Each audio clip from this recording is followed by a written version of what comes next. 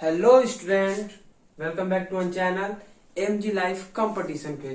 तो दोस्तों, आज हम आपके बीच लेकर आए हैं पाई का रहस्य, यानी पाई का कितना वैल्यू होता है और पाई किसे कहते हैं। ठीक है, तो आइए, आप क्लास 9th में हो या 9th से एबव आप क्लास में क्यों न पढ़ते हो, पाई का हर जगह प्रयोग हो। जैसे आप मेंसुरेशन में किसी भी चैप्टर में आप प्रयोग, किसी भी चैप्टर का आप सवाल कर रहे हो तो पाई हर जगह आता है। ठीक है, तो आइए आज जानते हैं कि पाई का वास्तविक क्या होता है, पाई का मान। ठीक है, तो ये हो गया बाबू पाई, ये हो गया आपका क्या, पाई।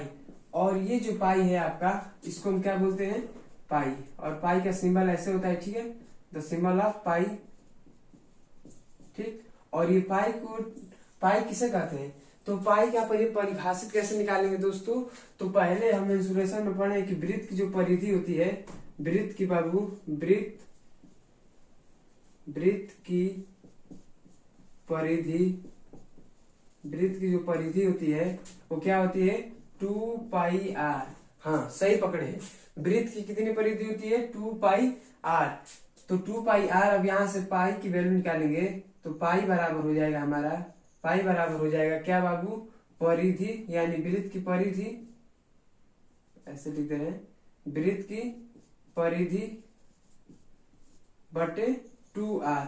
और चूंकि हम पढ़े हैं कि जो डायमेंशन है, जो डायमीटर होता है, जो व्यास होता है आपका, वो 2 रेडियस के बराबर होता है। जो व्यास होता है आपका वो 2 रेडियस के बराबर होता है। ये हम पहले जानते हैं वृत्त में। ठीक है, तो हम कह सकते हैं कि जो पाई होता है वो परिधि, यानी जो वृत्त की परिधि है अपान व्यास, यानी कहा जा सकता है भाई कि वृत्त की परिधि और व्यास के अनुपात को, वृत्त के परिधि और व्यास के अनुपात को हम क्या बोलते हैं, पाई बोलते हैं। चलिए, इतना तो क्लियर हो गया कि पाई किसे बोलते हैं, वृत्त की परिधि और पाई और व्यास के अनुपात को क्या बोलते हैं, पाई बोलते हैं। ठीक है, अब देखिए, पाई बाबू आपका एक अपरिमेय संख्या है। देखिए, पाई के बारे में आज बहुत सारी बातें बताएंगे।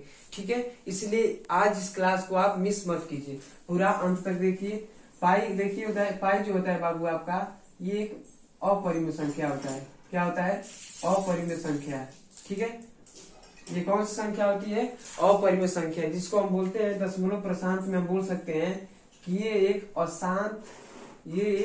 अशांत अनावर्त संख्याएं होती हैं। ठीक है, ये एक अशांत अनावर्त संख्याएं होती हैं पाई। ठीक है, और जानते हैं पाई के बारे में। चलिए, जो पाई होता है बाबू, वो भारतीय गणितज्ञ थे, यूनानी, ऐसे बोल सकते हैं पहले, कि जो पाई होता है वो आपका यूनानी वैज्ञानिक जो थे, जो वैज्ञानिक थे, ठीक है, उन्होंने पाई का मान 3.1400845 इतना तक उसका वैल्यू बताया था। जो पाई का मान है वो यूनानी वैज्ञानिक ने 3.14085 के इतना मतलब वो शोध किए थे, यानी इतना उसको खोज किए थे। ठीक है, और जो आर्यभट्ट, हमारे भारतीय गणितज्ञ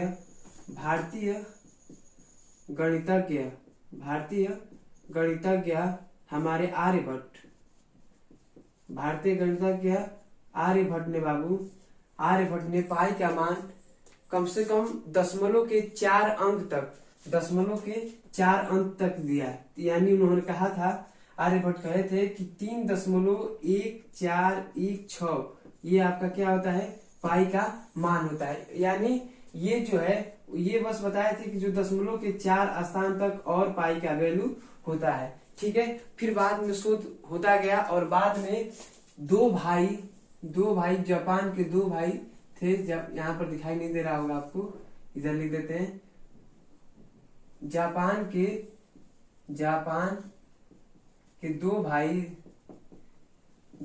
2 वैज्ञानिक बोल सकते हैं। जापान के 2 वैज्ञानिक ऐसे थे जिन्होंने कंप्यूटर के सहारे बाबू, क्या, कंप्यूटर के सहारे इन्होंने 2 अरब 22 करोड़ तक पाई का मान निकाला था। 2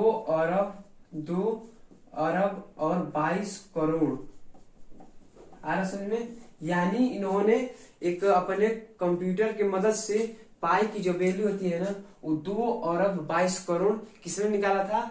जापान के 2 शोधकर्ता, 2 वैज्ञानिक ने निकाले थे। ठीक है, यदि आपसे पूछ दे कोई कि बताइए कि पाई का पाई का जो मान होता है वो दशमलव के रूप में 6 स्थान तक किसने दिया था? तो आप कहेंगे कि 6 स्थान तक ये कहा गया था कि जो पाई का वैल्यू होता है 6 स्थान तक वो कितना होता है? 1.14285। ये क्या होगा यहाँ पर 0।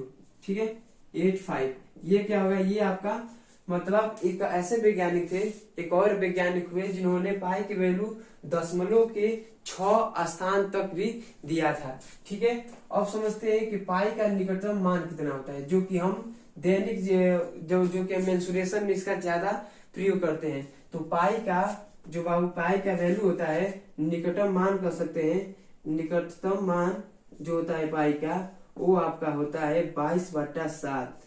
आप इसको जानते होंगे। ठीक है, 22/7। और ये जो 22/7 है इसको हम क्या लिखते हैं? 3.14। क्या लिख देते हैं बाबू?